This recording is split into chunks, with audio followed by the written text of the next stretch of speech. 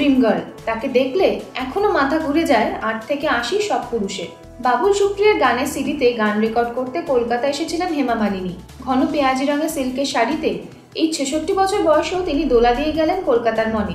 কিভাবে 60-এর কোটা পেরিয়েও 25-এর তরুণী হয়ে থাকা যায় তা একমাত্র ড্রিম গার্লই জানেন।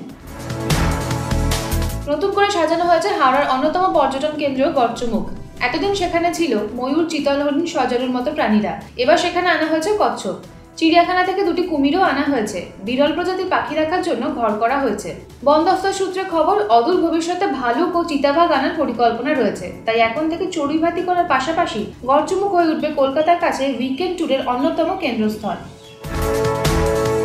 আজ থেকে শীতের প্রকোপ কমবে বলে জানিয়েছে হাওয়া অফিস। মূলত উত্তর পশ্চিম ভারত থেকে আসা পশ্চিমী ঝঞ্ঝার কারণেই তাপমাত্রার এই ঊর্ধ্বগতি লক্ষ্য করা যাবে। পাশাপাশি জানুয়ারি মাসের শেষ সপ্তাহ চলে আসে উত্তরে হাওয়ার দাপটও কমছে রাজ্যে। ফলে এখন সর্বনিম্ন তাপমাত্রা একটু করে বাড়বে বলে জানিয়েছে আবহাওয়া দফতর।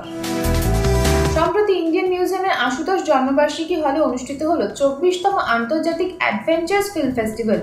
উদ্যোক্তা গিরিদূত। 16টি দেশের 65টি রোমাঞ্চকর ছবি দুদিন ধরে প্রদর্শিত হয়। মূলত পর্বতারোহীদের প্রতি শ্রদ্ধার্ঘ্য নিবেদনের জন্যই এর আয়োজন করা হয়।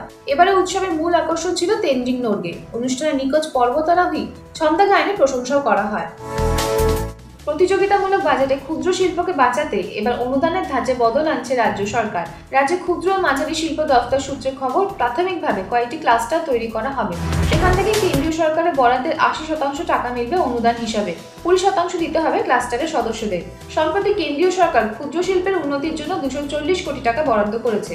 মূলত বৃহৎ শিল্পের সঙ্গে লড়াই করতে গেলে ক্ষুদ্র শিল্পকে আরও বেশি পেশাদারিত্ব দেখাতে হবে। রাজ্য সরকার অনেক আগেই পদক্ষেপ নিয়েছিল।